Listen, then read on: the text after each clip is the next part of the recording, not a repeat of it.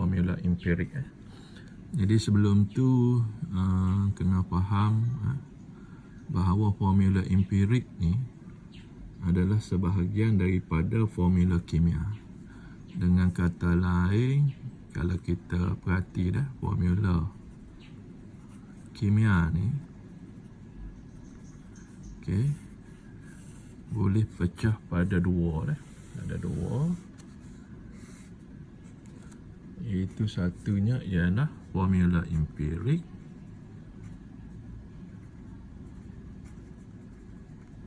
dan satu lagi ialah formula molekul.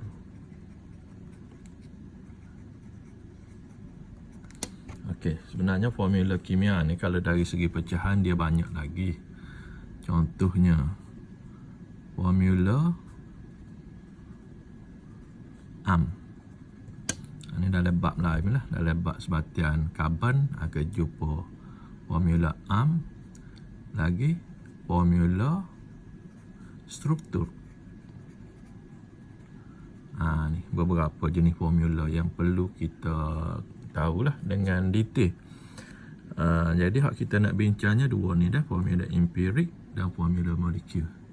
Dalam tajuk ni ada 3 perkara besar yang perlu kita kuasai dah. Yang perlu kita kuasai hak lain tu kecil-kecil lah. Yang pertama ialah tentang cara pengiraan. Pengiraan formula empirik. Dan yang keduanya pengiraan formula molekul.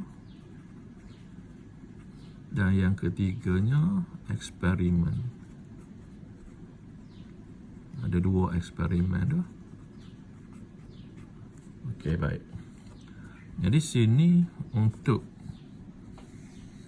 kita faham molek 3 perkara besar ni,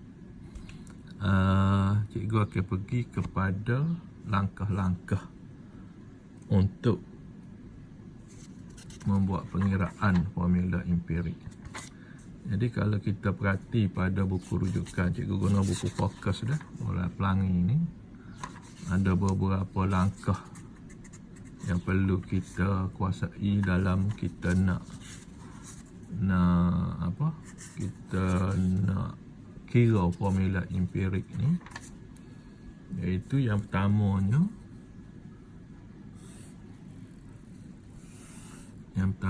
kita kena tahu unsur. Unsur-unsur. Unsur-unsur, katalah sini unsur X, Y dalam formula tu sendiri. Bukan bilangan, unsur saja. Contoh katakanlah cikgu ambil magnesium oksida, ataupun cikgu ambil magnesium klorida. Unsur dia apa? Magnesium dan klorin. Ini contoh dia. Jadi yang pertama kena pasti unsur. Okey, yang kedua kita kena pasti jisim. Jisim dari mana? Dari data. Data ni mungkin daripada soalan. Data daripada soalan. Mungkin dia kata magnesium ni berapa gram, klorin ni berapa gram. Sini lah yang kita masuk dalam ni jisim. Nanti depan ni cikgu bagi contoh dah dalam gram jisim ataupun peratus. Kadang-kadang dia bagi magnesium klorin ni dalam bentuk peratus. Ni berapa peratus, berapa peratus. Jadi untuk peratus ni kita hanya perlu ubah peratus tu. Misalnya magnesium, katakanlah contohlah 30%. Jadi 30% ni kita ubah kepada 30 gram. Nampak tak? Peratus ni tukar kepada gram. Langkah yang ketiga dalam menentukan formula empirik, kita kena tahu ataupun kita kena boleh kira bilangan mol. Bagaimana nak kira bilangan mol? Daripada jisim. Mestilah kita jisim kita bahagi dengan JAR. Jisim atom relative. Dapat mol. Dapat mol. 3. Yang keempat, kita kena kenal pasti nisbah bilangan mol.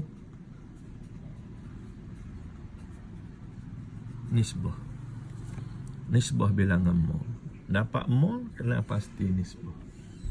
Okey, lagu mana kita nak kenal pasti nisbah? Sinilah kita akan nisbah ni maknanya perbandingan. Daripada bilangan mol tadi kita ringkaskan. Lepas ni cikgu tunjuk contoh. Kemudian diikuti dengan langkah yang kelima, nisbah paling ringkas.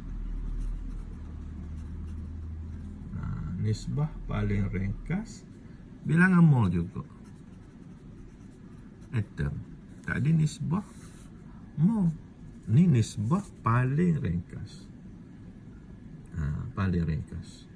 Nanti kita nak ringkaskan nisbah ni adalah beberapa langkah yang perlu kita buat. Dan daripada hak ni lah dia akan keluar yang keenam ialah formula empirik tu sendiri. Maka tubiklah ni formula empirik. Okey. Baik. Sebelum cikgu bagi contoh, cikgu nak apa semua dah pelajar faham bahawa nak kira formula empirik ni dia ada dua cara. Pertamanya berdasarkan data yang diberi dalam soalan satu. Ataupun kalau kita diberi formula molekul, boleh juga kira formula empirik. Formula molekul. Boleh juga kira formula empirik. Jadi sini kita kena tengoklah soalan tu dia bagi ke apa. Dia bagi data dalam bentuk jisim ke ataupun dia bagi formula molekul. Cikgu akan bagi dua-dua ni perkiraan penyelesaian dia. Baik, cikgu nak ambil contoh dah. Satu contoh. Okey. Baik. Contoh di sini cikgu ambil satu soalan. Soalan dia kata sini, ni contoh dah. Cikgu tunjuk dalam ni. Dalam buku ni. 3 point apa kata? 3.19. Okey ni, cuba tengok dah. 1.08 gram aluminium ni bergabung secara kimia dengan 0.9 gram oksigen untuk membentuk sebatian oksida. Apakah formula empirik? Aluminium 1.08 gram, oksigen 0.9 gram. Maka inilah gabungan ataupun unsur-unsur yang membentuk sebatian oksida ni, aluminium, oksigen, dia jadi aluminium oksida. Berapa gram aluminium? 1.08. Berapa gram oksigen? 0.9. Maka di sini langkah pertamanya kita nampak dah ni jisim. Sebab cikgu buat step tadi kan, jisim. Okey. Cikgu buatlah sini. Berdasarkan jadual. Jisim.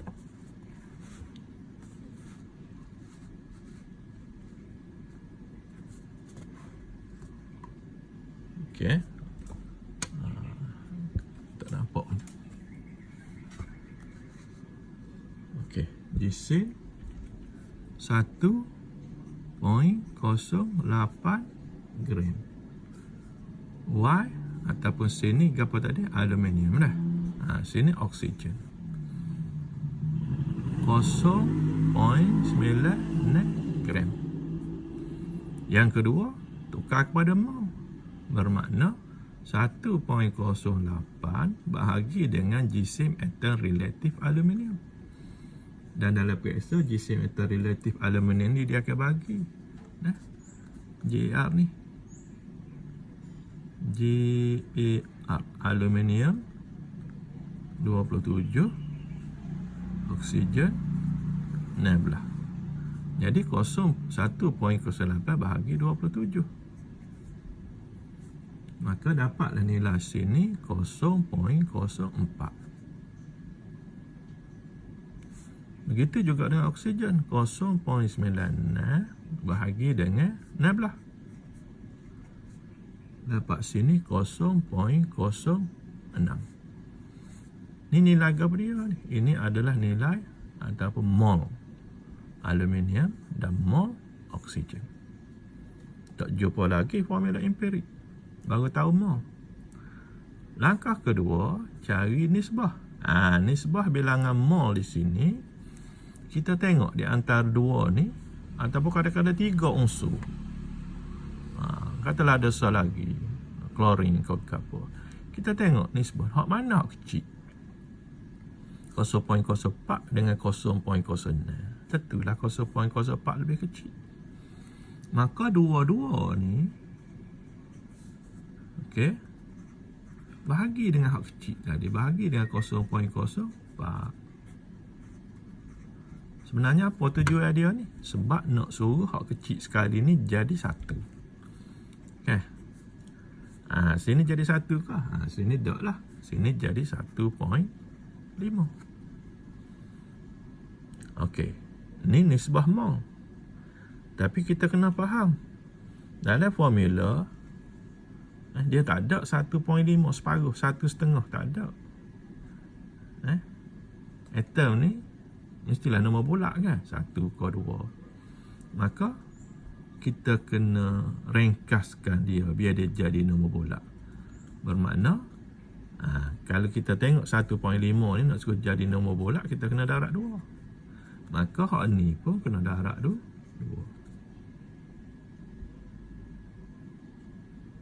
Dia jadi berapa? Dia jadi 2. Sini jadi 3. Tapi kalau kita sekiranya sini ni kita dapat nombor bulat dah, tak apa dah lah. Maka nisbah paling ringkas bilangan atom bagi aluminium berapa? Aluminium 2, oksigen 3. Maka terbitlah formula empiriknya Al2O3. 2, 3 ni mari mana ni? Mari daripada ni lah, 2 dan 3. Itu adalah cara kita nak kira formula empirik. Kalau sekiranya diberi jisim. Okey, baik. Ini satu contoh.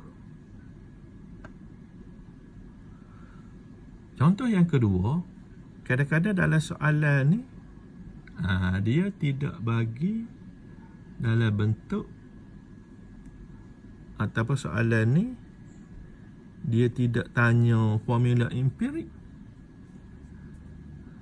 Dia tanya, mungkinlah sini, mungkin dia tanya jisim atom relatif ke. Ni nanti ni cikgu buat contoh lain.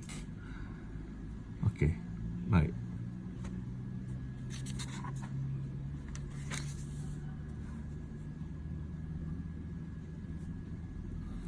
Cikgu nak ambil contoh hak ni pula ni. Kalau sekiranya soalan ni bagi formula molekul, lagu mana nak kira formula empirik? Okey, sebelum kita pergi ke pengiraan yang kedua ni satu kan? Satu. Adalah ni satu. Yang kedua, ni. Okey. Cikgu nak semua pelajar kena tahu gapo takrif formula empirik. Formula empirik ni gapo? Jadi formula empirik ini dari segi takrifnya, dia adalah Formula empirik ni adalah sebatian tarif sebatian yang menunjukkan nisbah paling ringkas, menunjukkan nisbah paling ringkas.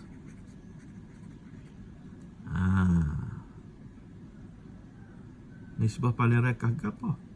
Bagi bilangan atom unsur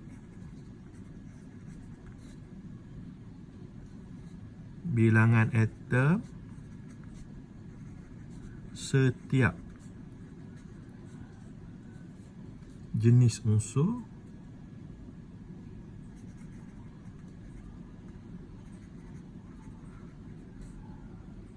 dalam suatu sebatian,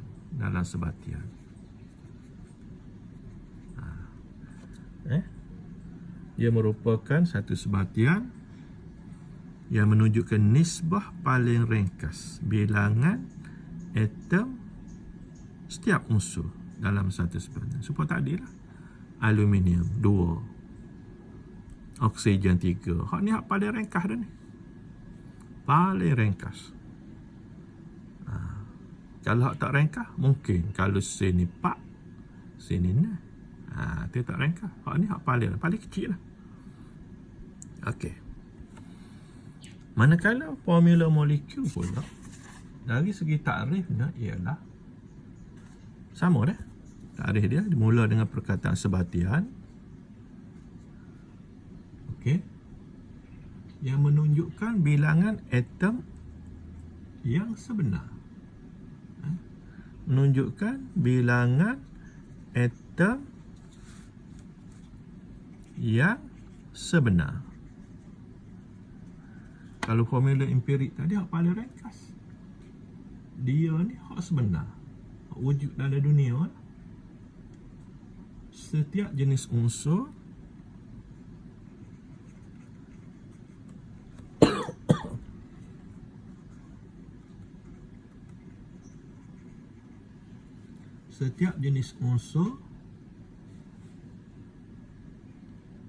dalam molekul suatu sebatian. Yang penting dapat kata sebenar. Ni paling ringkas. Contoh cikgu ambil, katakanlah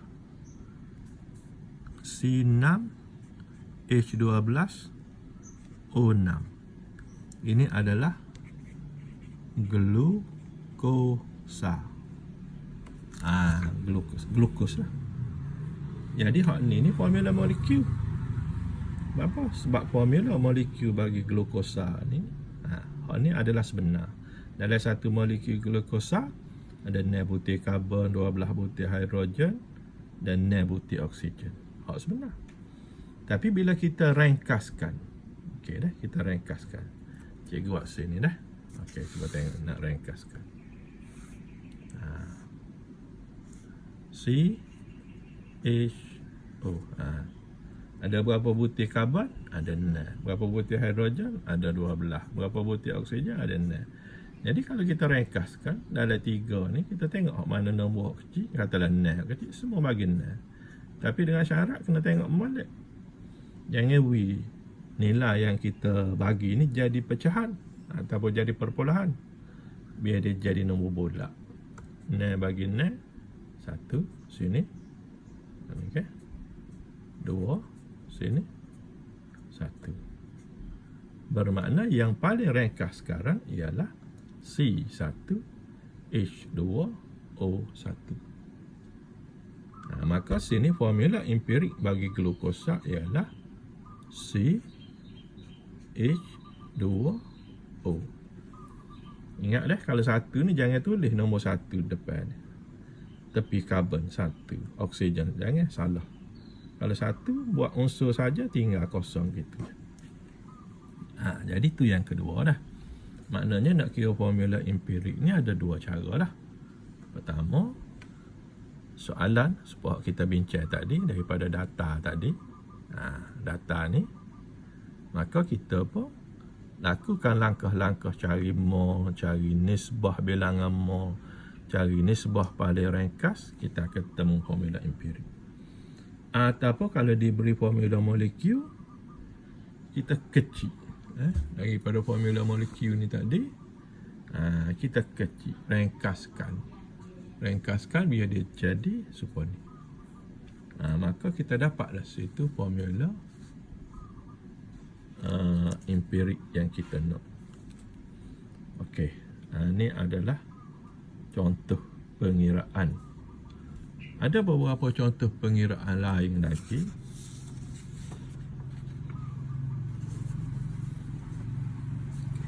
Misalnya, kita ambil satu contoh soalan.